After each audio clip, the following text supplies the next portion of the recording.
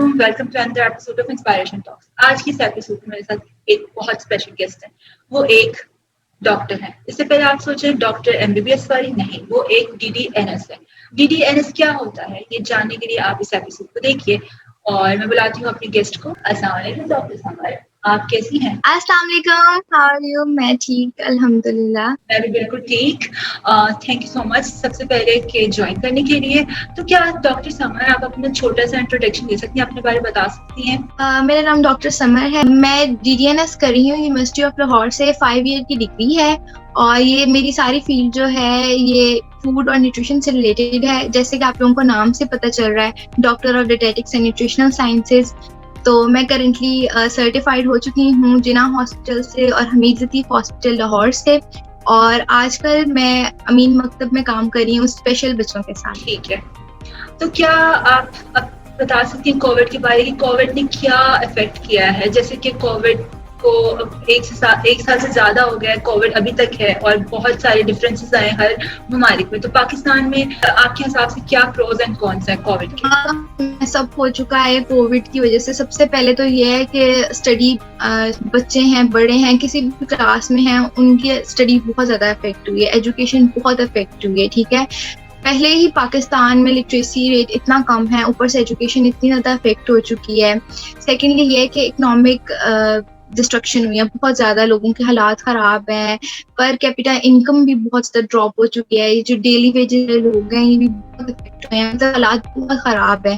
पहले पाकिस्तान एक developing country है, ऊपर से कोविड ने मतलब कि बहुत बुरे हालात हैं पाकिस्तान में कोविड की वजह से। ओह अच्छा, ठीक है। तो अच्छा, क्या आप मुझे ये बता सकती हैं आपने डीडीएनएस क्यों चूज किया? पहले तो बेसिकली मैं एक एमबीबीएस डॉक्टर बनना चाहती थी और फिर अनफॉर्चुनेटली ये कह सकते हैं कि उसी साल एमडी कैट जो था वो लीक हो गया था और फिर मेरे पास इतना टाइम नहीं था कि मैं उसकी दोबारा प्रिपरेशन करूं और दोबारा से उसको अटेम्प्ट करूं।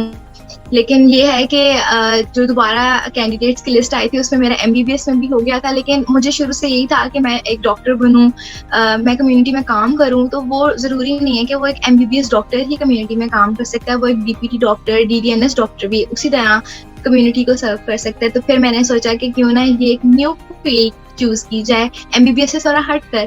तो मैंने डीडीएनएस चूज़ किया और आई एम वेरी हैप्पी कि मैंने ये फील्ड चूज़ की। मैं फुली सेटिस्फाइड हूँ अपनी फील्ड से। That's great to hear. तो अच्छा, क्या क्या क्रेडेंशियल्स आपको मिल चुके हैं अब तक? एक तो आप सर्टिफाइड हो गए डाइटिशियन की, है ना? इसके अलावा इसके अलावा मैं रिस्क फाउंडेशन के साथ भी काम कर चुकी हूँ, उनके कुर्बानी प्रोग्राम में, जिसमें हम लोगों ने काफ़ी ज़्यादा ज़रूरतमंद लोगों की मदद की थी। इसके अलावा मैं जो आजकल काम कर रही हूँ भी बहुत इंटरेस्टिंग है। मैं अमीन मकतब के साथ काम कर रही हूँ। यहाँ पे स्पेशल चिल्ड्रन की हम लोग हेल्थ और न्यूट्रिशन जो डेफिशिएंसीज होती हैं वो स्पॉट आउट करते हैं, उनके सॉल्यूशंस बताते हैं। एज ए न्यूट्रिशन काउंसलर मैं काम कर रही हूँ यहाँ पर। और इसके अलावा हमीद लतीफ़ हॉस्पिटल में भी मैं एज एन इंटर्न काम कर चुकी हूँ और इंशाल्लाह और भी जगहों पे कोशिश है कि और भी जगहों को सर्व कर सकूँ। ओके, बिल्कुल ठीक। तो अब हम आ जाते हैं let's revive some childhood memories. तो जब यू वर छोटी तो कौन सा सबसे ज्यादा पसंदीदा सब्जेक्ट था? मेरा शुरू से ही ना साइंस में बहुत ज़्यादा इंटरेस्ट था, बहुत ही ज़्यादा शुरू से। और जब मैट्रिक में मैं आई तो फिर मेरा बायोलॉजी फेवरेट सब्जेक्ट था। मतलब साइंस के साथ ही अटैच हूँ मैं शुरू से ही, मुझे बहुत इंटरेस्ट है इसमें। मुझे नेचर, मुझे ह्यूमन, मुझे हर चीज़ को पढ़ने में बहुत अच्छा लगता है। बस कह लेंगे जो साइंस है ना, बस मेरी लाइफ की हो गई है एक तरह से। ओके, बहुत अच्छी बात है ये तो बचपन की सबसे यादगार मेमोरी कौन सी है? सबसे अच्छी जो मेरी मेमोरी है वो मेरी स्कूल लाइफ है। मेरी स्कूल लाइफ सबसे मेमोरेबल रही है मेरे लिए। वहाँ पे मेरी आई थिंक बहुत सारी मेमोरीज रही हैं। मैं divisional public school model town Lahore से मैंने अपना मैट्रिकुलेशन कंप्लीट किया है और मेरा ख्याल है मेरे लिए वो 10 इयर्स मेरे बेस्ट थे लाइफ के, सबसे मेमोरेबल वही थे मेरे लिए। तो बचपन में सबसे ज्यादा पसंदीदा कार्टून्स और टीवी शोज कौन से थे? कार्टून्स में कार्टून नेटवर्क पे टॉम एंड जेरी वगैरह, और इसके अलावा तो आप सब लोग देखते होंगे डोरेमोन वगैरह, वो भी देख चुकी हूँ। मतलब कि मुझे अच्छा लगता है टीवी वगैरह, इस तरह की थोड़ी सी अम्यूजमेंट हो जाती है, थोड़ा सा फन हो जाता है, तो इस तरह के टीवी शोज मुझे अच्छे लगते हैं, थोड़े चाइल्डिश से, जिस तरह डोरेमोन, शिनचैन और इस तरह के, इसमें कुछ मतलब कुछ नया है, थोड़ा हटकर है। मुझे ये जिस तरह होते हैं ना लड़ाई वगैरह वाले कार्टून्स, इस तरह के नहीं पसंद मुझे, फनी और इस तरह इंटरेस्टिंग कॉमेडी वाले अच्छे लगते हैं। अच्छा, जब आप कंसल्ट करती हो क्लाइंट्स के साथ तो आप क्या चीजों को मद्देनजर रखते हुए अगले का डाइटिशियन प्लान बनाती हो? सबसे पहले हम लोग ये देखते हैं कि जो हमारे पास क्लाइंट आया है, जो पेशेंट हमारे पास आया है, वो मतलब सोशली कहाँ स्टैंड कर रहा है। मतलब अगर तो वो आप लोग मतलब कैटेगरीज है ना, जिस तरह अगर कोई एक पुअर स्टेटस का इंसान आ गया या एलीट क्लास का आ गया तो एक हम इलिटरेट आया है तो हमें उस तरह उसको बातें समझानी है।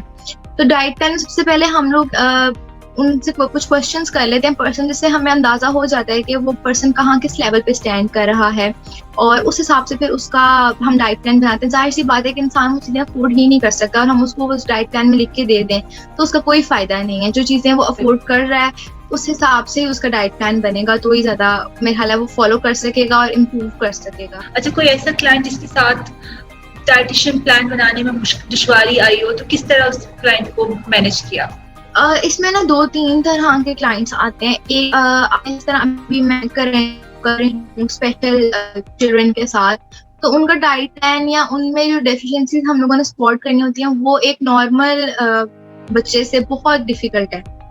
जाहिर है वो बच्चा स्पेशल है, कुछ हेयरिंग प्रॉब्लम्स के साथ आते हैं, कुछ आई साइट के साथ, कुछ मेंटल इलनेस के साथ होते हैं, मेंटल रिटार्ड होते हैं, तो उनके साथ काम करने में बहुत मुश्किल आता है। लेकिन यही है कि जो एक डॉक्टर है उसी को पता है कि उसने पेशेंट को किस तरह टैकल करना है, उसने उसको किस तरह उसको मतलब कि उसको इस तरह का एनवायरनमेंट प्रोवाइड करना है कि जिसमें वो आपको हर चीज का जवाब अच्छे तरीके से दे सके। अगर वो नहीं भी दे सका तो आप लोगों ने खुद उन चीजों को जज करना है उससे। तो ये मेरा हालांकि सब कुछ डॉक्टर पे डिपेंड करता है कि वो किस तरह हैंडल कर रहा है अपने पेशेंट को। पेशेंट हर तरह का आता है, जाहिर है हर तरह का पेशेंट हमारे पास आता है। अब एक ही माइंडसेट का तो नहीं आता, कुछ हमारे पास बहुत ज्यादा लाइक हाइपर एक्टिव लोग भी आ जाते हैं, तो फिर उनको उनकी ही तरह उनको हमें डील करना पड़ता है। अब जिस तरह हमारे पास कुछ इस तरह के बच्चे आते हैं डाइट प्लान के लिए, स्पेशल चिल्ड्रन होते हैं, तो वो बहुत हाइपर एक्टिव होते हैं, तो उनकी ही हाइपर एक्टिविटी को ही ब्रेक करके ही हमें उनको उनसे बात की जाती है, उनको काउंसिल किया जाता है। कोई बच्चे रो रहे होते हैं और इसी तरह कुछ बड़े भी आ जाते हैं कि जो लाइक थोड़े से फिजिकली या मेंटली फिट नहीं होते हैं, तो उनको उसी तरह का एनवायरनमेंट प्रोवाइड करके उनको काउंसिल किया जाता है, उनकी डाइट प्लानिंग की। ठीक है, तो किस तरह से जज किया जाता है? पहले तो यह है कि हमें पता चल जाता है कि वो पेशेंट किस तरह है, ठीक है। जिस तरह देखने से ही पता चल जाता है साइंस एंड सिम्टम्स का कि ये आराम से टैकल नहीं किया जा सकता। तो जिस तरह अगर हमारे पास कोई स्पेशल बच्चा आ जाता है और वो कंट्रोल नहीं किया जा रहा, तो फिर हम साथ में उसके किसी पेरेंट को या किसी भी इस तरह के पर्सन को जिसके साथ वो अटैच है उसके साथ ही हम उसको काउंसलिंग के लिए बुलाते हैं। और फिर हम उसको बिल्कुल कह लें कि अगर बड़ा बच्चा भी है और अगर वो नहीं है फिजिकली या मेंटली फिट, तो हम उसको बिल्कुल एक जिस तरह कह लें कि छोटा बच्चा न्यूबॉर्न जिसको कुछ भी नहीं पता, हम उसको उसी तरह ट्रीट करते हैं। प्यार से बात की, बिठाया, उससे एक एक चीज पूछी, और अगर वो तब भी कंट्रोल नहीं हो रहा है तो उसको थोड़ा सा टाइम दिया उस एनवायरनमेंट को समझने के लिए। तो इस तरह इजीली हम लोग कर लेते हैं काम, हमें कोई कभी प्रॉब्लम नहीं हुआ।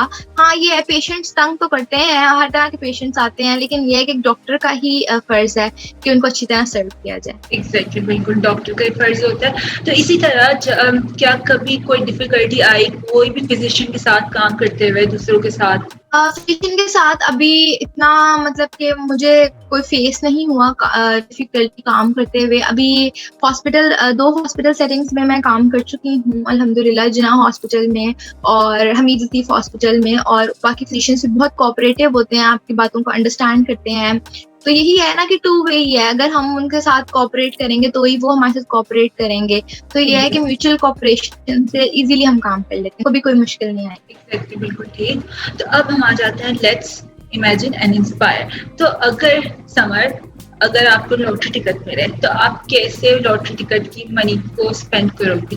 फॉर एग्जाम्पल, आपको मिले बहुत सारे पैसे, इन्फिनिट अमाउंट ऑफ मनी, तो सबसे पहले तो ये है कि लोग सोचते होंगे कि ये डॉक्टर है, ये बहुत सीरियस होगी और मतलब इसकी लाइफ में कोई एंजॉयमेंट या कोई अम्यूजमेंट नहीं होगी, तो ऐसा बिल्कुल भी नहीं है। मुझे शॉपिंग का, मुझे मेकअप का, घूमने फिरने का बहुत शौक है। मेरा ख्याल है जितना एक आम पर्सन जो कोई मतलब कि आर्ट्स वगैरह में वाली डिग्री कर रहा होगा उसको इतना शौक नहीं होगा जितना मुझे इस तरह की फील्ड में आकर भी इतना शौक है। तो अगर मैं लॉटरी टिकट विन करूंगी तो मैं तो सबसे पहले शॉपिंग करूंगी, ढेर सारा मेकअप लूंगी, एक्सेसरीज लूंगी, जो उससे मैं ढेर सारा खाना खाऊंगी क्योंकि मैं एक बहुत बड़ी फूडी हूँ और मुझे बहुत पसंद है डिफरेंट तरह का खाना खाना। और वैसे भी मैं लाहौरी हूँ, तो लाहौरी लोग तो वैसे ही बहुत शौकीन होते हैं खाने पीने के। बिल्कुल बिल्कुल, ये सच है। ठीक है, तो अगर मौका मिले टाइम मशीन का तो पास्ट में जाना चाहोगी या फ्यूचर में? अच्छा, मेरे सबसे मैं अब मुझे नहीं पता कि मेरे फ्यूचर में क्या है क्या नहीं, ना ही मुझे अभी इतना कोई इंटरेस्ट है जानने में। ठीक है, जब टाइम आएगा इंशाल्लाह ताला मुझे पता चल जाएगा। लेकिन मुझे शौक है कि मैं टाइम मशीन में बैठकर अपने पास्ट में जाऊं, अपने स्कूल लाइफ में जाऊं। I really miss my school life. मैं अपने फ्रेंड से मिलूं, उसी तरह की गैदरिंग हो और उसी तरह हम लोग क्लास बंक करें।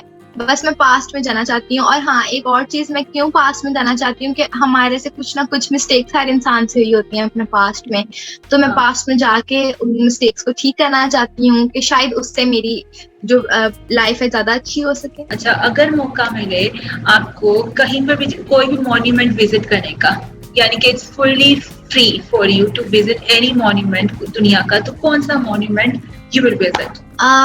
मुझे तो ना पर्सनली बहुत ज्यादा क्रेज है फ्रांस विजिट करने का और पेरिस विजिट करने का और आईफिल टावर देखने का। तो अगर मुझे एक पेड ट्रिप मिलेगा तो मैं तो सबसे पहले पेरिस जाके आईफिल टावर विजिट करूंगी। अच्छी चॉइस है आईफिल टावर की। अच्छा, तो क्या शौक है लैंग्वेजेस लर्न करने का कोई apart from English and Urdu? अभी मैं आजकल एक ऐप है, मोबाइल ऐप, मैं उसके थ्रू फ्रेंच सीख रही हूँ। तो मुझे फ्रेंच और स्पेनिश सीखने का काफी शौक है और फ्रेंच काफी हद तक मुझे जो बेसिक वर्ड्स है ना वो मैं सीख रही हूँ आजकल। तो इंशाल्लाह ताला अल्लाह ताला मुझे उसमें कामयाब करे कि मैं फ्रेंच भी बोल सकूँ। ओके, तो कितनी फ्रेंच आ गई बोलनी? जैसे अभी तो बिल्कुल मैं बेसिक लेवल पे हूँ, बहुत ही बेसिक हूँ। अभी मैं बहुत छोटे छोटे वर्ड्स सीख रही हूँ। उस पर भी मैंने मतलब फुल सेंटेंसेस पे मैं नहीं गई हूँ, लेकिन वर्ड्स पे। चलो ठीक है, all the best for learning French and Spanish. अच्छा, कौन सबसे ज्यादा इंस्पायर करता है लाइफ में? अच्छा, एज सच मेरी अब तक कोई भी इस तरह के इंस्पायरेशन नहीं रहा है। ठीक है, लोग बता देते हैं अपने इंटरव्यूज में बड़ी बड़ी इंस्पिरेशंस के मैं कायदे आजम से इंस्पायर्ड हूँ, तो मैं इससे हूँ, लेकिन मैं किसी से इंस्पायर्ड नहीं हूँ। ठीक है, कह लें कि मैं खुद से इंस्पायर हूँ और मैं खुद ही न्यू चीजें सीखती हूँ और बस उन्हीं पे फिर मैं थोड़ा सा अपने आप को इम्प्रूव करती हूँ। जिस तरह ये DDNS मेरी फील्ड है, तो सब लोग मुझे कहते हैं किससे इंस्पायर होकर तुम इस फील्ड में आई? तो भाई मैं किसी से इंस्पायर नहीं हूँ।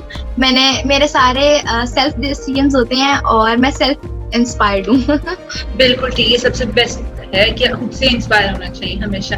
अच्छा, तो क्या करती हो जब गुस्सा आता है? गुस्सा ऐसे मुझे ना पहले कह लें कि कॉलेज लाइफ तक मुझे बहुत ज्यादा गुस्सा आता था और वो नाराजगी के तरह निकल भी जाता था, लेकिन अब कह लेंगे मुझे गुस्सा कम आता है पहले से। और ये है कि मेरा गुस्सा मेरी खामोशी ही है। मैं खामोश हो जाऊं तो इसका मतलब है कि मैं नाराज हूँ, मैं गुस्से में हूँ। तो मतलब वैसे मैं कुछ किसी को मारती नहीं हूँ, चीजें वगैरह नहीं तोड़ती, मैं खामोश हो जाती हूँ। खामोशी ही मेरा गुस्सा है। ये सबसे बेस्ट तरीका है वैसे। और जब स्ट्रेस होता है तब कैसे स्ट्रेस रिलीव करती हूँ? स्ट्रेस मैं सोकर रिलीव करती हूँ। मुझे कुछ भी हाँ, बहुत ज्यादा। ये तो फिर सबसे अच्छी बात है। नींद, बाजू को तो नींद नहीं आती। नहीं, मुझे स्ट्रेस में मतलब ये है कि स्ट्रेस भी डिफरेंट तरह के होते हैं ना। जिस तरह आपको स्टडी का स्ट्रेस है, जाहिर है तब तो आप सोओगे तो आपको तो नींद भी नहीं आएगी। तो ये है कि थोड़ा रिलीफ करने के लिए मैं सो जाती हूँ और मतलब कि इसी तरह अपने आप में लग जाना, कोई काम कर लेना अपना, और इस तरह ही। स्टडी के स्ट्रेस में किताब पकड़ो तो नींद वैसे ज्यादा आती है, डीप नींद, इतनी डीप बस बताया नहीं जा सकता, बहुत ज्यादा डीप। अच्छा, तो फ्यूचर में कौन सा कैरियर पाथ में यू सी योरसेल्फ? क्या you see yourself as a lecturer in dietitian या एक प्रॉपर प्रोफेशनल डाइटिशियन? मुझे लगता है कि हमें कभी भी जो है ना कैरियर को वन वे लेकर नहीं चलना चाहिए। अगर आप एक कैरियर में आए हैं तो आपको एक मल्टी आ रहे होते हैं अपने सामने। अगर एक इंसान डॉक्टर बन रहा है तो वो सिर्फ डॉक्टर नहीं है, वो सिर्फ क्लिनिकल प्रैक्टिस नहीं करेगा, उसके साथ साथ वो कम्युनिटी में भी काम कर सकता है, उसके साथ साथ वो एक लेक्चरर, एक प्रोफेसर भी बन सकता है। तो एज सच मेरा इतना है नहीं कि मैं किसी एक साइड पे ही रहूं, जहां मुझे बेटर अपॉर्चुनिटीज मिलेंगी मैं उधर जाऊंगी। और ये है कि अंडरस्टैंडिंग डेवलप करना मुझे अच्छी तरह आता है। एज अ लेक्चरर मैं काम कर सकती हूँ इजीली।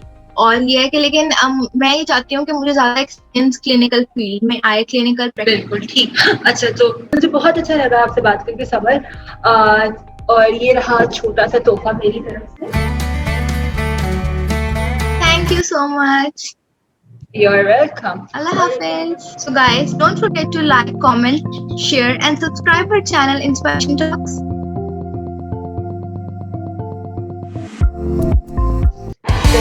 बुक पकड़ो, स्पेशली पाकिस्तान स्टडीज की बुक पकड़ के बहुत मजा आता है। कुछ भी नहीं आ रहा होता उसमें से तो। हेलो, आवाज आ रही है?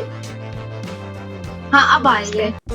फॉर एग्जाम्पल क्या अब मेरे जहन में जुड़ी आ रही है फ्रेंड्स के बाद कोमसावा, इसका क्या मतलब होगा? मैं नहीं सीखा। अच्छा नहीं सीखा, क्या हाल है, ये इसका मतलब ये कोमसावा। ओके ओके, अभी मैं सेंटेंसेस पे नहीं ना गई भी, मैं सिर्फ वर्ड्स पे ही हूँ। अच्छा ठीक है, तो हाय क्या बोलते हैं फ्रेंड्स में? टेस्ट लेने फ्रेंड्स का। अच्छा पता है क्या है, जिस मैं ऐप से सीख रही हूँ ना, उसमें ना रोज की वो एक स्टोरी देते हैं आपको, और उसी में से ना वो वर्ड्स पिक करके सिखाते हैं। तो अभी सिर्फ मैंने कुछ वर्ड्स सीखे, जिस तरह हम लोग कैट को शेन कहते हैं, और इस तरह के वर्ड सीख रही हूँ अभी। मतलब इतना नहीं है, लेकिन स्टार्ट किया है ना, तो इंशाल्लाह आ जाएगी अच्छी सी फ्रेंड्स भी। चलो ठीक है।